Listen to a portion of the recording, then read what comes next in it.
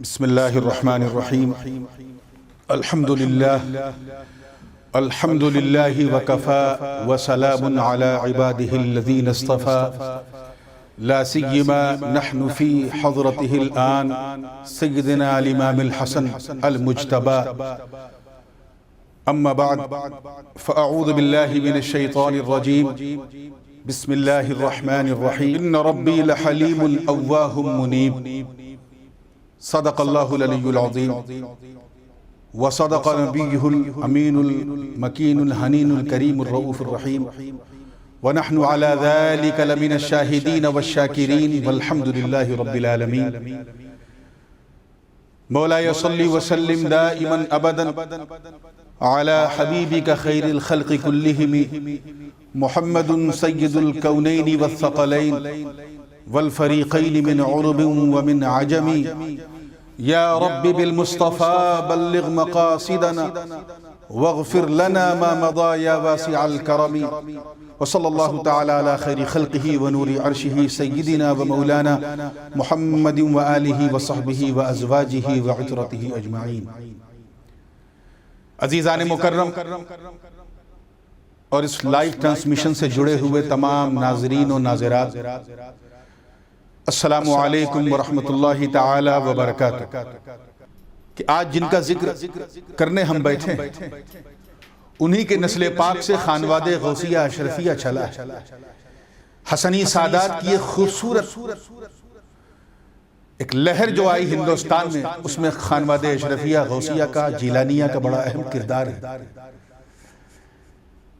کیونکہ یہ حضرت مولا حسن علی جدہ علیہ السلام کے ولادت سے متعلق پروگرام ہے، تو میں روایتی تقریر والے انداز سے ہٹ کر کچھ انفارمیٹیو باتیں، کچھ ایسی چیزیں جو آپ کی زندگی کے ساتھ خاص رہی ہیں، وہ ذکر کر کے میں اپنا مقصود حاصل کر لوں گا. اور یہ وقت کا بہت بڑا المیہ ہے کہ ہر چہار جانب جہاں ذکر اہل بیت ہوتا ہے وہاں بہت ضمناً جو ہے صرف امام حسن کا ذکر ہوتا ہے. میں آپ سے عرض کروں کہ حضرت سرکار سیدنا امام حسن مجتبی آپ کی ولادت باسعادت رمضان الکریم کی 15ویں شب کو، یعنی تیسری ہجری تھی، جب آپ نے اپنے نانا جان علیہ السلام کے آغوش میں آنکھ کھولی. واقعہ بڑا مشہور ہے کہ خاندان نبوت کا وہ گلاب جس سے نسل اشراف و سیادت چلی، اس کی سب سے پہلی کڑی کا نام حضرت سیدنا امام حسن مجتبی رضی اللہ تعالیٰ عنہ. جب آپ پیدا ہوئے اور جیسے ہی خبر گوش پاک رسالت تک پہنچی، آقا کریم سے رہا نہ گیا اور وہ فوراً اپنی بیٹی جناب سیدہ طیبہ طاہرہ فاطمہ زہرا بطول سلام اللہ علیہا کے گھر تشریف لائے اور فرمایا لاؤ میرے بیٹے کو میری گود میں دے دو. اب میں اس لفظ پہ غور، یہ حدیث کے الفاظ ہیں، طبقات ابن سعد اٹھا کے دیکھ لیں. حضرت ابن عباس روایت کرتے ہیں کہ آقا کریم نے یہ نہیں فرمایا کہ ہاتھی بسبتی، یہ نہیں فرمایا، بلکہ فرمایا بے ابنی، میرے بیٹے کو مجھے دکھاؤ. آپ آغوش نبوت میں جیسے ہی پہنچے، سرکار نے جیسے ہی دیکھا تو دیکھتے رہ گئے. راوی بیان کرتے ہیں، الاستیعاب فی معرفت الاصحاب کتاب حضرت محدث ابن عبد البر سے مروی ہے. جناب عبداللہ ابن عباس رضی اللہ تعالیٰ عنہ روایت کرتے ہیں کہ دیکھتے ہی آقا علیہ السلام نے فرمایا ارے انہو یشبہنی، یہ تو بالکل میرے جیسا لگتا ہے. یعنی بلفظ دیگر آپ یہ فرما رہے ہیں کہ اگر میرا بچپنا دیکھنا ہے تو میرے بیٹے حسن میں دیکھو، اور اگر حسن کا بڑھاپا دیکھنا ہے تو میرے وجود میں دیکھو. انہو یشبہنی، یہ تو بالکل میری طرح لگتا ہے. اور یہ روایت بھی ہے جامع ترمذی میں، حضرت ابو عیسیٰ ترمذی نے نقل کیا ہے، زید بن ارقم راوی ہے کہ سرکار نے کئی مقام پر یہ فرمایا کہ میرا بیٹا حسن، اس کا چہرہ میری طرح ہے، یعنی میرے سر سے لے کر کے کمر تک وجود حسن کی طرح ہے، اور کمر سے لے کے اس کے بعد کا جتنا حصہ ہے وہ حسین کی طرح ہے، اور حسین اس طرح ہے. جب آپ نے گود لیا تو مسکرا کے ظاہر ہے کہ سب سے پہلا حق نام رکھنے کا ابوین کریمین کو ہوتا ہے. تو حضرت علی کرم اللہ وجہ سے فرمایا کہ علی کوئی نام تم نے سوچا ہے اس کا؟ کہا حضور اگر میں سوچ بھی لوں تو میں کیا کروں؟ ابو طالب کے بیٹے کی یہ مجال نہیں کہ حضور نبی کریم صلی اللہ علیہ وسلم کے سامنے اپنے بیٹے کا نام رکھیں۔ تو پھر کہا پھر بھی کچھ تو ذہن میں تمہارے ہوگا، کوئی تو تصور ہوگا کہ بیٹا ہوگا تو یہ نام رکھوں گا، تو کیا؟ تو کہا ہاں ایک نام میرے ذہن میں ہے، حرب، یہ ہائے خطی را اور با، جس کے معنی بڑا بہادر۔ کہا یہ نام میں نے سوچا تھا۔ حضور نبی کریم صلی اللہ علیہ وسلم نے آنکھیں بند کی۔ راوی بیان کرتے ہیں کہ اسی دوران بلبل سدرہ نے اپنا نشیمن چھوڑ دیا۔ اللہ اکبر، ابھی ولادت ہے، نام کرن ہو رہا ہے، اور یہ دیکھیے انوار و تجلیات کی برسات اور ملکوتی بزموں کے دولہا اتر کے آ رہے ہیں۔ نشیمن چھوڑا اور بارگاہ رسالت میں حاضر ہوئے، عرض کیا کہ اے اللہ کے رسول، اللہ نے آپ کے اس بیٹے کا نام تجویز فرما دیا، آپ اس کا نام حضرت سیدنا ہارون علیہ السلام کی اولاد کے نام پہ رکھیں۔ تو آپ نے اس کا نام حسن رکھا۔ یہ جو ہارون علیہ السلام کی بات کی گئی وہ اس لیے کہ حضرت سیدنا ہارون علی نبینا علیہ السلام کی 3 اولادیں تھیں۔ ان کے بڑے بیٹے کا نام شبر تھا، اس سے چھوٹے بیٹے کا نام شبیر تھا، اور سب سے چھوٹے کا نام مشبر تھا۔ تو کیونکہ یہ ہبرو کا ورڈ ہے، عبرانی ورڈ تھا، اس کے بعد پھر یہ فارسی میں مستعمل ہوا، اور پھر کثرت استعمال سے یہ اردو اور ہندی میں بھی اس کا استعمال ہونے لگا، شبیر و شبر کا۔ لیکن شبر کا عربی مطلب جو ہے وہ حسن ہوتا ہے۔ تو یہ اشارہ تھا کہ جس طرح ہارون نے اپنے بیٹے کا نام شبر رکھا، اے محبوب آپ اسی نام کو اپنا لیں، بس اس کا عربی کرن کر دیں، اس کی تعریف فرما دیں، اور اس کا نام حسن رکھیں۔ اس بات کو اکثر تاریخی نقطہ نظر سے لوگ نہیں بیان کرتے، کیونکہ یہ نقطہ بعد الوقوع کے طور پہ لوگ دیکھتے ہیں کہ حضرت ہارون علیہ السلام کے بیٹے کی نام کی نسبت سے امام حسن کا نام کیوں رکھا گیا، اس کے پیچھے جو وجہ شبہ ہے وہ یہ ہے کہ حضرت ہارون کے تعلق سے ہم سب جانتے ہیں کہ حضرت موسیٰ کا کتنا گہرا لگاؤ تھا۔ خود بارگاہ کبریا میں عرض کیا تھا، جس وقت دعا مانگی تھی کہ رب اشرح لی صدری ویسر لی امری واحلل عقدۃ من لسانی یفقہوا قولی واجعل لی وزیرا من اہلی ہارون اخی اشدد بہ ازری واشرکہ فی امری۔ تو اپنا مشیر بنایا، اپنے معاملات میں اپنا شریک بنایا، اپنا دوست بنایا، اور اس کا اثر یہ ہوا کہ اللہ تعالیٰ نے حضرت موسیٰ کی دوستی کی لاج رکھتے ہوئے جناب ہارون کو بھی نبوت کے منصب پہ فائز کیا۔ یہ ہارون سے جو وجہ شبہ ہے وہ یہ ہے کہ ایک دن ایک موقع تھا غزوے کا، اور اس موقع پہ حضور نبی کریم صلی اللہ علیہ وسلم نے سارے صحابہ کو اکٹھا کیا سوائے مولا علی۔ علی رو رہے تھے۔ جب رونے کی وجہ پوچھی تو عرض کیا کہ سرکار آپ سب کو لے کے جا رہے ہیں، میں تنہا ہوں، میں بالکل اکیلا ہوں، اس اکیلے پن کی وجہ سے رو رہا ہوں کہ آپ نے مجھے اس لائق نہیں سمجھا۔ تو آقا کریم نے مسکرا کے فرمایا انت منی بمنزلت ہارون من موسیٰ، اے علی تو میرے نزدیک ایسے ہی ہے جیسے ہارون موسیٰ کے نزدیک، ولیکن لا نبی بعدی، لیکن میرے بعد کوئی نبی نہیں۔ تو گویا نبی فرما رہے ہیں کہ جس طرح ہارون وزیر موسیٰ ہے تو وزیر مصطفیٰ ہے، جس طرح ہارون مشیر موسیٰ تھے تو مشیر مصطفیٰ ہے، جس طرح ہارون وسیع موسیٰ تھے تو وسیع مصطفیٰ ہے، جس طرح ہارون اخی موسیٰ تھے تو اخی مصطفیٰ ہے۔ اور فرمایا کہ انت اخی فی الدنیا والآخرہ، کہ تو میرا بھائی زمین میں بھی ہے، آسمان میں بھی ہے، دنیا میں بھی ہے، آخرت میں بھی ہے۔ تو وہ جو ایک نسبت تھی حضرت موسیٰ کی جناب ہارون سے، آقا کریم فرما رہے ہیں کہ وہی نسبت اے علی میری تجھ سے ہے۔ تو اب ان کے بڑے بیٹے کا نام شبر تھا، تو اپنے بڑے بیٹے کا نام تعریف کرتے ہوئے حسن۔ تو یہ وجہ تسمیہ جو ہے اس کی یہ ہے کہ نام اس طرح رکھا گیا۔ آپ کے بہت سارے القابات بھی ہیں، اور کئی ایک القاب تو ایسے مشہور ہیں اور اتنا مشہور ہے کہ بعض لوگ انہی القاب سے ہی آپ کو یاد کیا کرتے ہیں۔ آپ کا ایک لقب امین بھی، امانت دار، آپ کا ایک لقب ذکی بھی ہے، انتہائی ذہین، آپ کا ایک لقب سخی بھی، اور ایک لقب آپ کا حلیم بھی ہے، کیونکہ بردباری جو ہے وہ آپ کے رگ و ریشے کے اندر تھی۔ لیکن آپ کا جو لقب سب سے زیادہ مشہور ہوا وہ شریف اور مجتبی، یہ سب سے زیادہ مشہور و معروف ہوا۔ جب مجتبی کہا جاتا ہے تو تبادر ذہنی مولا حسن کی طرف فوراً ہوتا ہے، ایسے ہی جیسے ہی حسن کہا جاتا ہے تو فوراً حسن المجتبی زبان پہ آ ہی جاتا ہے۔ اور شریف بھی آپ کے ساتھ بڑا خاص رہا، اسی لیے آپ کی اولادوں کو اشراف کہا جاتا ہے۔ عرب میں آج بھی یہ معمول ہے کہ حسنی سادات کو اشراف کہتے ہیں اور حسینی سادات کو سادات کہتے ہیں، کیونکہ ہمارے جد کریم حضور سیدنا مرشد الملوین قندیل نورانی، محبوب سبحانی، قطب سمدانی، شاہباز لامکانی، جدنا محی الدین ابو محمد عبد القادر جیلانی رضی اللہ تعالیٰ عنہ، کیونکہ حسنی سید تھے اسی لیے آپ کو شریف الشرفا بھی کہا گیا، اور آپ کے درگاہ کے گدی نشین کو نقیب الاشراف کہا جاتا ہے، یعنی یہ سارے اشراف کا نمائندہ ہے۔ اور آپ کا ایک لقب سید بھی، ہاں وہ ذہن سے نکل گیا، اور یہ وہ لقب ہے جو آقا کریم علیہ السلام نے اپنی زبان پرترجمان سے خود فرمایا تھا، اور ایک مقام پہ ممبر پہ بیٹھ کے فرمایا تھا۔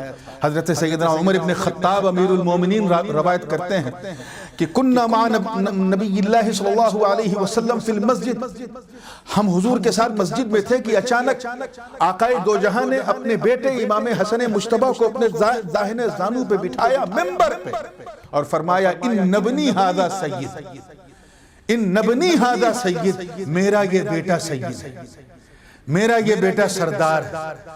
اور پھر فرمایا لعل اللہ، توجہ سے سنیے گا، لعل اللہ ان یصلح، اور ایک روایت میں یصلح، لعل اللہ یصلح علی یدیہ بین الفئتین العظیمتین من المسلمین، کہ انشاءاللہ وہ دن بھی آئے گا کہ اللہ تعالیٰ میرے اس بچے کے ہاتھ پر مسلمانوں کے دو عظیم گروہوں میں صلح فرمائے۔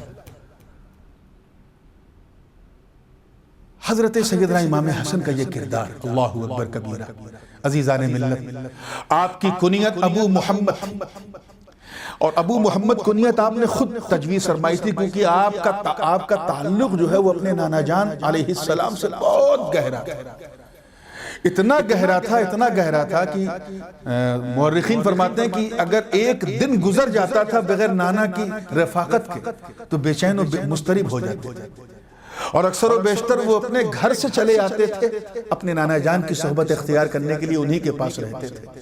تو آپ کو اس نام سے بھی بڑا پیار تھا، اور آپ یہ کہتے تھے کہ میرے نانا جان اللہ کے محبوب ہیں اور میں اپنے نانا جان کا محبوب ہوں۔ اللہ اکبر، میں اپنے نانا جان کا محبوب ہوں۔ عزیزان ملت، حضرت امام حسن کے فضائل و مناقب کے حوالے سے اگر گفتگو کی جائے تو جیسا میں نے پہلے عرض کیا تھا کہ یہ عالمیہ ہے کہ بہت ہی ضمناً ذکر آپ کا آتا ہے، اس کے پیچھے کئی چیزیں کار فرما، اور جیسے جیسے انشاءاللہ گفتگو آگے بڑھے گی میں ان گوشوں پہ روشنی ضرور ڈالوں گا، لیکن وہ اقدار جو حضرت سیدنا امام حسن اور امام حسین کے درمیان مشترک ہیں، یہ یوں کہہ لیجئے کہ وہ روایات جو دونوں کے درمیان، ہاں وہ پھسل گیا تھا، تو بہرحال میں عرض کر رہا تھا کہ جو روایات حضرت سیدنا امام حسن اور امام حسین دونوں کے تعلق سے مشترک ہیں، انہی روایات کو آپ دیکھیں، جیسے فرمایا حضور نے ایک مقام پہ کہ میرا یہ ان الحسن والحسین سیدہ شباب اہل الجنہ، جنتی نوجوانوں کے سردار ہیں۔ جنت کی بشارت نہیں دی بلکہ سردار جنت کی سرداری کی بشارت دی کہ they will be the king, they will be the king of heaven، یہ جنتی نوجوانوں کے سردار ہوں گے۔ آپ ذرا غور کریں، سردار کا لفظ یہاں کہا گیا ہے۔ ایک مرتبہ حضرت ابو ہریرہ رضی اللہ تعالیٰ عنہ روایت کرتے ہیں کہ میں آگے جا رہا تھا کہ سرکار کاشان نبوت سے باہر نکلے اور حسنین کریمین کو اپنے کاندھے پہ بٹھائے ہوئے تھے، کبھی سونگ رہے تھے کبھی چوم رہے تھے۔ تو صحابی نے عرض کیا حضور چومنے کی وجہ تو سمجھ میں آ رہی کیونکہ آپ کے نواسے ہیں، مگر آپ سونگ رہے ہیں وجہ کیا؟ کہا میں اس لیے سونگ رہا ہوں کہ ہادان ابنائے وریحانائے، یہ دونوں میرے بچے ہیں، میری اولاد ہیں اور جنت کے پھول ہیں، جب مجھے جنت کی خوشبو سونگنا ہوتا ہے تو میں حسن حسین کو سونگ لیا کرتا ہوں۔ یہاں بھی حسن حسین کی روایت مشترک، اور آپ دیکھیں آگے بڑھتے ہیں، ایک مقام پہ فرمایا کہ میرا بیٹا حسن اور حسین، یہ اللہ تعالیٰ نے انہیں اتنی قدر و منزلت عطا کی ہے کہ جو ان سے محبت کرتا ہے اللہ ان سے محبت کرتا ہے۔ اور ایک مقام پہ فرمایا انی احبہما واحب من یحبہما، میں ان سے محبت کرتا ہوں اور ان سے بھی محبت کروں گا جو ان سے محبت کرتا ہے۔ کس ناز برداری کے ساتھ آپ کا بچپن گزر رہا ہے۔ وہ حسن حسین میرے دوستوں کہ اگر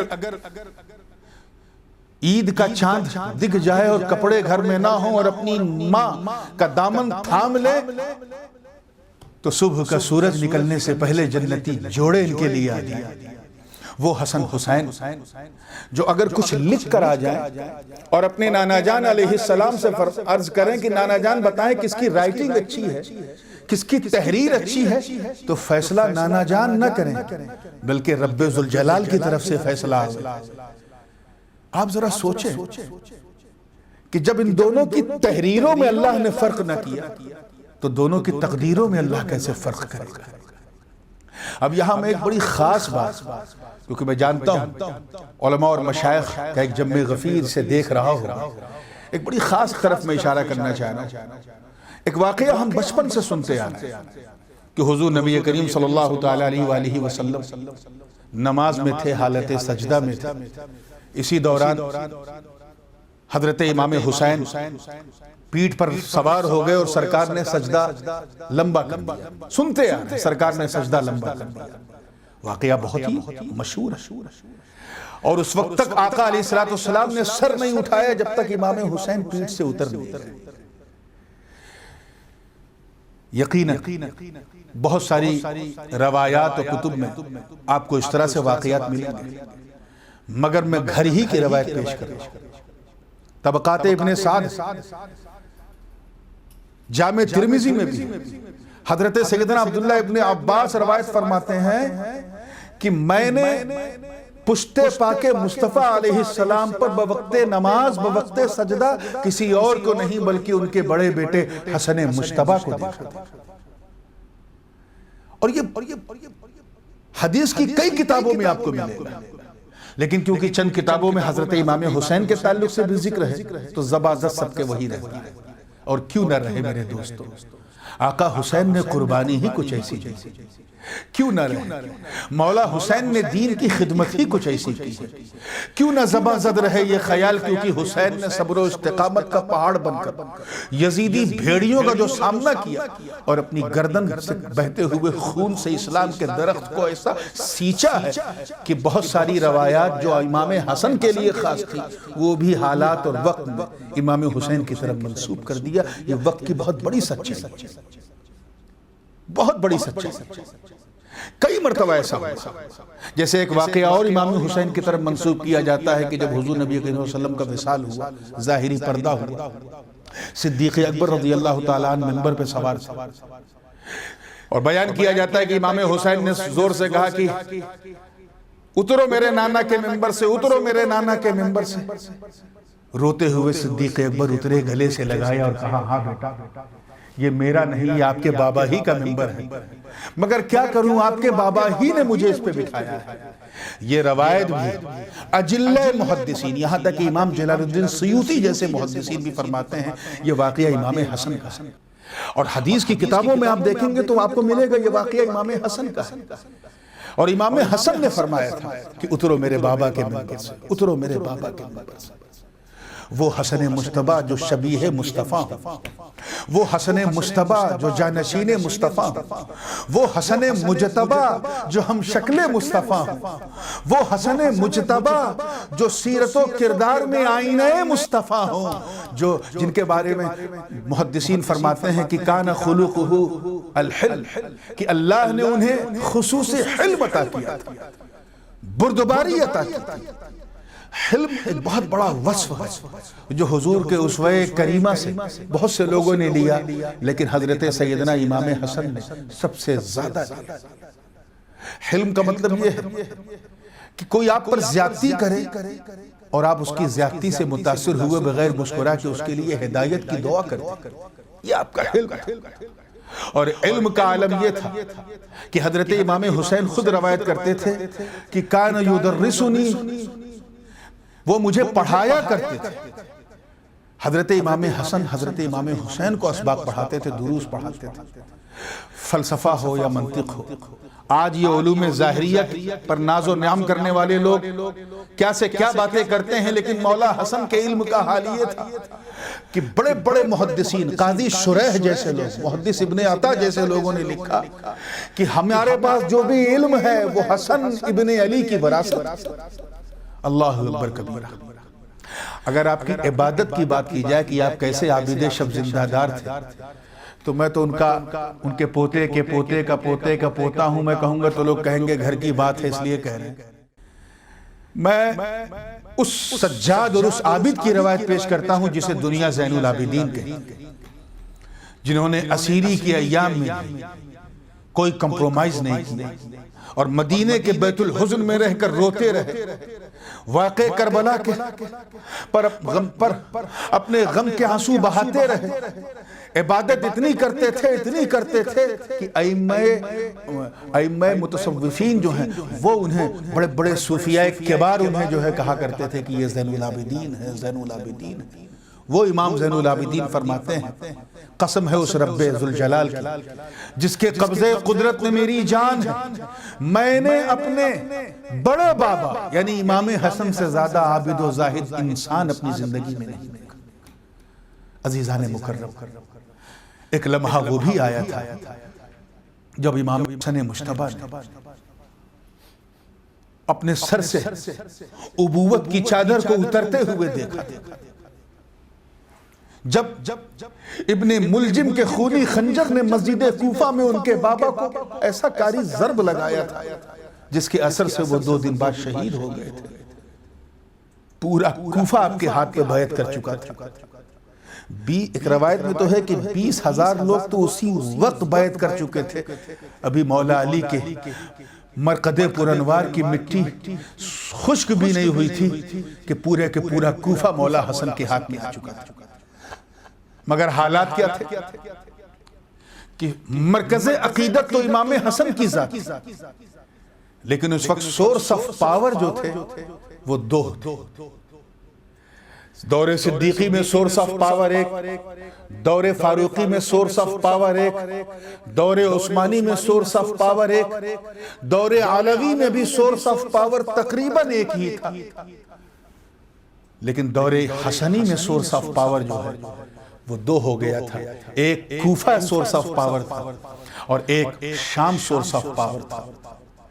باوجود اس کے کہ 70 سے 80% لوگ حضرت مولا حسن اعلیٰ جدہ علیہ السلام کی بیعت قبول کر چکے تھے، لیکن اس کے باوجود امت کے مصالح کا خیال کرتے ہوئے، امت کی مصلحتوں کو پیش خاطر رکھتے ہوئے، امت کی فلاح و بہبودی کا ذہن میں خیال کرتے ہوئے آقا حسن نے وہی کیا جس کی بشارت ان کے نانا جان علیہ السلام نے دی تھی کہ ان ابنی ھذا لعل اللہ یصلح علی یدیہ فئتین العظیمتین من المسلمین، 2 عظیم فرقوں کے درمیان اللہ اس کے ہاتھ پر صلح کروائے گا۔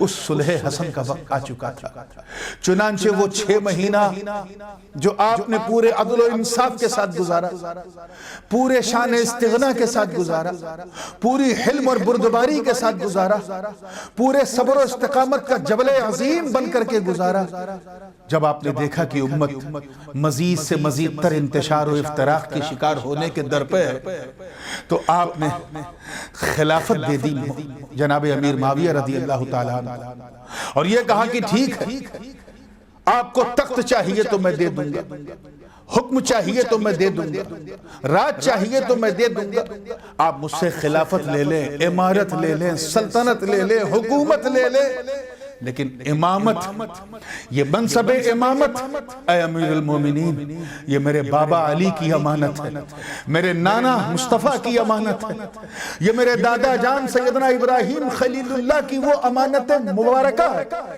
جس کے بارے میں رب تعالیٰ نے فرمایا تھا انی جاعلک للناس اماما، میں تجھے لوگوں کا امام بنانے والا ہوں۔ چنانچہ جب حضرت ابراہیم نے عرض کیا کہ اے اللہ، تو مجھے لوگوں کا امام بنانے والا ہے، یہ تیرا کرم ہے، لیکن میری ڈیسینڈنٹ میں، میری اولاد میں کیا یہ امامت ان میں بھی جاری رہے گی؟ تو رب تعالیٰ نے فرمایا لا ینال عہد الظالمین، میرا یہ وعدہ ظالموں کے ساتھ نہیں ہے۔ یعنی مسئلہ بالکل کلیئر ہے کہ اے ابراہیم، تیری نسل میں عادل بھی ہوں گے، گمراہ بھی ہوں گے، تیری نسل میں جابر بھی ہوں گے، صابر بھی ہوں گے، تیری نسل میں عالم بھی ہوں گے، ظالم بھی ہوں گے، مگر یہ امامت کبریٰ کا تاج یزید جابر کو نہیں بلکہ حسین صابر کو ملے گا۔ تو وہ امامت مولا امام حسن نے اپنے پاس رکھی جو اپنے بعد امام حسین کو عطا کرتا۔ پھر وہ وقت بھی آیا جب بنی امیہ کی خلافت اپنے پورے شان و شوکت کے ساتھ دارالحکومت دمشق میں چل رہی تھی، اسی درمیان ایک ناگہانی کی خبر آئی کہ آقا حسن مجتبیٰ کو زہر دے دیا۔ گڑھنے والوں نے روایات گڑھنے کا ایسا طریقہ اپنایا کہ معاذ اللہ انہی کی بیوی پہ الزام لگا دیا گیا۔ میں تو ان جملوں کو دہرا بھی نہیں سکتا جو رفض اور خروج سے متاثر لوگوں نے گڑھی۔ میں آپ سے ایک نفسیاتی سوال کرنا چاہتا ہوں کہ ہم ایک مرید صادق بن کر یہ گوارا نہیں کرتے کہ ہم اپنی پیرانی اماں پہ یہ حکم لگائیں کہ انہوں نے میرے پیر کو زہر دیا۔ کیوں؟ کیونکہ اس کی ایک شان ہے۔ اگر شوہر پیر ہے تو اس کی بیوی ہماری پیرانی ہے۔ ہم اپنی پلکوں پہ ان کے قدموں کو بچھاتے ہیں۔ ان کے لیے ہماری گھر کی خواتین کنیز بننے کو تیار ہیں کیونکہ وہ ہمارے شیخ کی بیوی ہیں، ہماری پیرانی ہیں۔ مریدوں، جب ہم اپنے پیر کی بیوی پر تہمت اور الزام لگانا گوارا نہیں کرتے، سننا گوارا نہیں کرتے، تو امام المسلمین کی بیوی، خلیفۃ المسلمین کی بیوی، سید العارفین کی بیوی، قرۃ عین مصطفیٰ کی بیوی، ان پر تم یہ الزام لگاتے ہو کہ انہوں نے زہر دے دیا۔ یہ سب شیعی روایات ہیں جن سے ہمیں پرہیز کرنے کی بڑی سخت ضرورت ہے۔ آؤ چلے مولا حسین سے پوچھیں۔ حسین سے بہتر تو کوئی نہیں جانتا۔ ابن عبدالبر روایت کرتے ہیں، اور یہ روایت الاستیعاب فی معرفت الاصحاب میں موجود ہے۔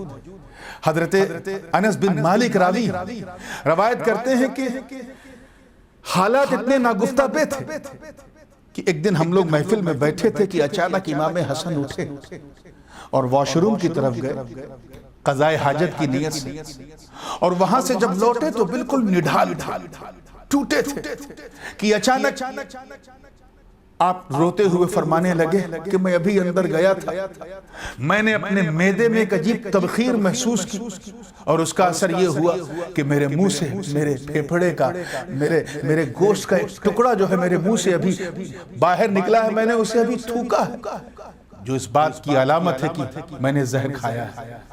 میں نے زہر تو کئی بار لیا ہے، مجھے کئی بار زہر دیا گیا ہے، لیکن اس بار جو مجھے زہر دیا گیا ہے وہ بڑا مہلک زہر ہے۔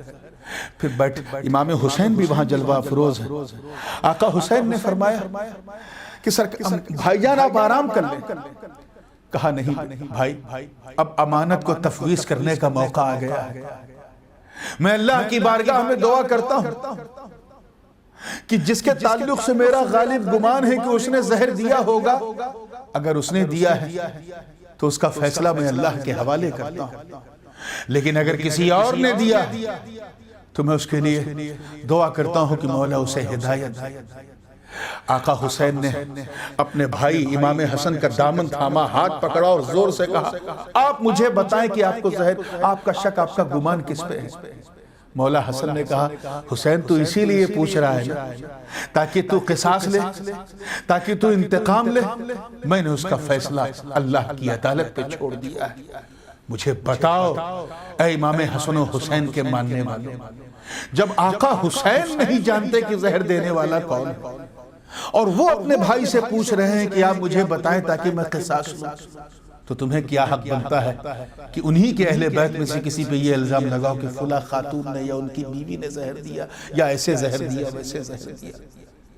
یہ آپ کا علم تھا اور اس میں پوشیدہ آپ کا علم تھا کہ آپ نے قصاص کے لیے بھی حسین کو تیار نہ کیا اور ہاتھ پہ ہاتھ رکھ کر اپنا روحانی مرید بنا دیا۔ اسی لیے جب بیعت کی بات آئی تھی تو یہاں میں یہ بھی بتا دوں اپنی بات کو مکمل کرتے کرتے، سب سے پہلے ہاتھ پہ ہاتھ رکھ کے جو آقا حسن مصطفیٰ کے ہاتھ پہ مرید ہوئے تھے وہ حضرت مولا امام حسین علی جدہ علیہ السلام تھے۔ اور یہ بات ذہن میں رکھیے گا کہ اس بیعت سے وہ بیعت بالکل مراد نہیں ہے جو خانقاہوں میں ہوتی ہے۔ وہ بیعت جو اس وقت ہوئی تھی کوفہ میں وہ سرکاری بیعت تھی، اور خانقاہوں میں جو بیعت ہوتی ہے وہ روحانی بیعت ہوتی ہے، وہ تعلق باللہ پیدا کرنے والی، وہ ہدایات والی بیعت ہوتی ہے، اور یہ سرکاری بیعت تھی۔ مگر مولا حسین کو امام حسن مصطفیٰ نے دونوں بیعت کا فیضان عطا کیا تھا۔ سرکاری بیعت میں اپنا مطیع و فرما بردار بنایا بھی تھا اور روحانی بیعت میں اپنا مرید بھی بنایا تھا۔ تو امام حسین مرید بھی تھے، خلیفہ بھی تھے اپنے بڑے بھائی حضرت سیدنا امام حسن کا۔ تو وہ حسن مصطفیٰ جو حسین کا پیر ہو، وہ حسن مصطفیٰ جو حسین کا مرشد ہو، وہ حسن مصطفیٰ جو حسین کا استاذ ہو، وہ حسن مصطفیٰ جو حسین کا مدرس ہو، معلم ہو، یہ کتنا بڑا وقت کا المیہ ہے کہ ہم ان کے ذکر کو نہ اپنے جلسوں میں کر پاتے ہیں، نہ اپنے میلادوں میں کر پاتے ہیں، نہ ان کی سخاوتوں کا چرچا کرتے ہیں۔ لوگ کہتے ہیں کہ آپ اتنے سخی تھے کہ نوشیروہ عادل بھی اگر ہوتا، حاتم طائی بھی اگر ہوتا تو یہ دونوں آپ کی سخاوت اور عدالت کو دیکھ کر ششدر و حیرہ ہو جاتے۔ صلاۃ و سلام ہو اس قرۃ عین مصطفیٰ پہ جن کا بچپن آغوش مصطفیٰ میں گزرا ہو، صلاۃ و سلام ہو اس شبر پاک پر جنہوں نے جناب زہرا بطول کا سب سے پہلے دودھ پیا ہو، صلاۃ و سلام ہو اس حسن مصطفیٰ کے کردار پر کہ حلم و بردباری کا جبل عظیم بن کر صرف امت کی فلاح و بہبودی کے لیے صلح حسن کی تاریخ رقم کر دی ہو، صلاۃ و سلام ہو اس حسن پر جن سے نسل نبوت کا چراغ سب سے پہلے روشن ہوا، صلاۃ و سلام ہو اس حسن مصطفیٰ پر جن کے بیٹے کے بیٹے کے بیٹے کے بیٹے کے بیٹے کا نام قندیل نورانی، محبوب سبحانی، قطب سمدانی، شاہباز لامکانی شیخ عبد القادر جیلانی ہو، صلاۃ و سلام ہو اس حسن مصطفیٰ پر جن کی نسل پاک سے امام آخر الزماں حضرت امام مہدی تشریف لائیں گے، اور یہ اس لیے لائیں گے کہ اللہ نے رسالت و امامت بنی اسرائیل میں رکھی اور بنی اسماعیل میں صرف ایک نبی کو بھیجا، باقی سارے انبیاء بنی اسرائیل میں بھیجے، لیکن آخری نبی سارے نبیوں کا سردار بنی اسماعیل میں آیا۔ ایسے ہی امامت اللہ نے نسل امام حسین میں رکھی، لیکن آخری امام اپنے پیارے امام حسن کی نسل میں رکھے گا۔ تو صلاۃ و سلام کروڑوں اربوں کھربوں سلام نازل ہو مولا حسن کی شان اجتباء پر، ان کی شان استفاء پر، ان کی شان انتخاب پر، ان کے شان کرم و انصاف پر ابر رحمت ان کی مرکب پر گوہر باری کرے، حشر تک شان کریمی ناز برداری کرے۔ وآخر دعوانا ان الحمدللہ رب العالمین۔